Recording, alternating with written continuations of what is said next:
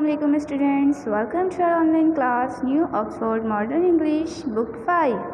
How are you all students? I hope you all are fine. Let's study. Opening the book, page number 1, chapter number 1. The world in a wall. The world in a wall, what does it mean? एक दुनिया in a wall, एक दीवार में. Students, how it is possible? एक दुनिया पूरी दीवार में. डज इट मेक सेंस कि एक दुनिया पूरी दीवार में कैसे पॉसिबल है? Yes, it is possible students. In this the writer is talking about the insects, life of insects, जो कि वॉल के क्रैक्स में रहते हैं. उनकी पूरी दुनिया उस क्रैक्स में आबाद होती है. How? Let's have a look. It is the crack. Yes students, ये देखिए वॉल का क्रैक है पूरा, और इसके अंदर से आपको स्कॉर्पियन बाहर आते हुए नज़र आ रहा है. इसी तरह से इन क्रैक्स के अंदर बहुत सारे इंसेक्ट्स हैं, बहुत सारे. उनकी एक पूरी दुनिया ही अंदर आबाद है, जो एक दूसरे के ऊपर डिपेंड करते हैं. पूरी दुनिया इन क्रैक्स के अंदर आबाद हैं. तो अब हमें समझ आ रहा है कि राइटर मेक सेंस कि पूरी दुनिया एक दीवार में कैसे पॉसिबल है. इसी तरह के वो एक क्रैक्स की बात कर रहे हैं जो कि वॉल के अंदर होते हैं, और उसमें इतने सारे इंसेक्ट्स होते हैं. तो उनकी लाइफ किस तरह गुजर रही होती है, और वो जो राइटर है उसको बहुत ज़्यादा पसंद है, वो एज ए पेट उनको रखना चाहता है. And here it is the another picture, students. You can see in this picture, and it is very interesting picture. You can see there are some characters. Who are they? We will study in the reading. And यहाँ पे स्क्रैपियंस नज़र आ रहे हैं जो कि table के ऊपर हैं. अब इन्होंने यहाँ क्या मैस क्रिएट किया है, और यहाँ पर क्या होने वाला है, क्या एक्साइटिंग है, ये क्या सिचुएशन है. तो हम जब रीडिंग करेंगे तो हमें समझ आएगा. And it is very interesting. Let's start the reading. Yes students, let's start the reading. The crumbling wall that surrounded the garden alongside the house. Crumbling students कहते हैं टूटना, टूटी हुई दीवार. Crumbling wall that surrounded the garden, जो garden के चारों तरफ जो वॉल थी वो टूटी हुई थी, जो कि साथ alongside means साथ, जो कि साथ चल रही थी हाउस के. Students, you have to underline the difficult words and write the meaning on that. Okay? Was a rich hunting ground for me. वो मेरे लिए बहुत ही ज़्यादा hunting ground था, बहुत rich hunting ground. That means वहाँ पर बहुत ज़्यादा इंसेक्ट्स थे जो कि राइटर को बहुत पसंद थे. और वो राइटर कह रहे हैं कि जो क्रम्बलिंग टूटी हुई वॉल जो है गार्डन के साथ चल रही है, वो मेरे लिए बहुत ही जो है हंटिंग ग्राउंड हो सकता है. वहाँ पे मैं बहुत ज़्यादा इंसेक्ट्स और पेट्स को हंट कर सकता हूँ अपने लिए. It was an ancient brick. Ancient means पुरानी, वो जो बनी हुई थी किससे? पुरानी ईंटों से. It was an ancient brick wall that had been plastered over, और उसके ऊपर प्लास्टर्ड हुआ था, plaster. But now this outer skin was green with moss, और इसकी जो आउटर स्किन थी अब वो जो है काई से भर चुकी थी. ओके. बल्गिंग, फूली हुई. एंड सैगिंग मीन्स डगमगाना, डगमगाती हुई. वो जो वॉल थी वो काई से भर चुकी थी. उसके ऊपर पूरी दीवार की स्किन के ऊपर वॉल की काई जमा हो गई थी, वो जो कि फूली हुई थी और डगमगाती हुई दीवार थी. Damp of winter, many winter. Damp means students नमी, मॉइस्ट. तो वो जो दीवार थी वो विंटर्स की वजह से काफ़ी मॉइस्ट थी.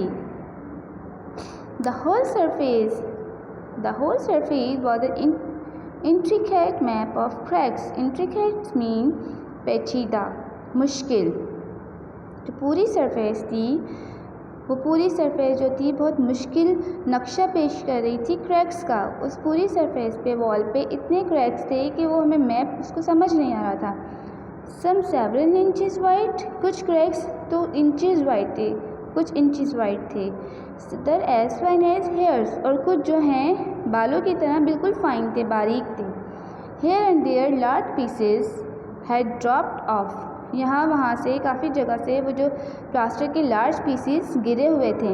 एंड रिवील्ड, दैट मीन्स जाहिर होना. Revealed the rows of rose pink bricks lying beneath, और उसके नीचे से रोज़ पिंक कलर की ब्रिक्स नज़र आ रही थी.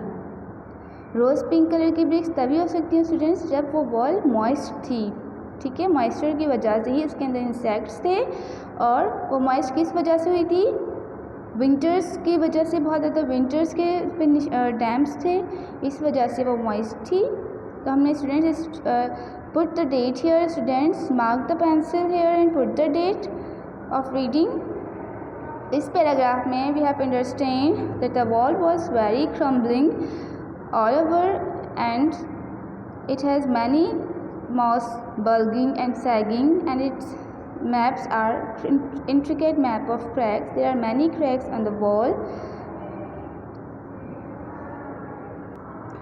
Okay students, let's do some exercise. Page number 6. Up in page number 6, collective nouns. Collective nouns किसे कहते हैं, किसी भी नाउन के मजमुए को, जो एक से दो या दो से ज़्यादा वो जो ग्रुप्स होते हैं उनको हम कहते हैं कलेक्टिव नाउन्स। उसमें पूरे हम मजमुए की बात करते हैं। Let's start. A and B you have to match first. Range, range किसकी होती है स्टूडेंट्स, हिल्स की। Yes, range of hills. Hills जब बहुत ज़्यादा हिल्स एक कतार में होती हैं, पहाड़ियाँ जो होती हैं उसे हम रेंज कहेंगे। ओके। कॉलोनी ऑफ एंट्स, जब एंट्स बहुत ज़्यादा होती हैं वो अपनी कॉलोनीज़ बना लेती हैं, बहुत ज़्यादा एंट्स मिलके कॉलोनीज़ बना देती हैं, तो उन्हें हम कहते हैं कॉलोनी।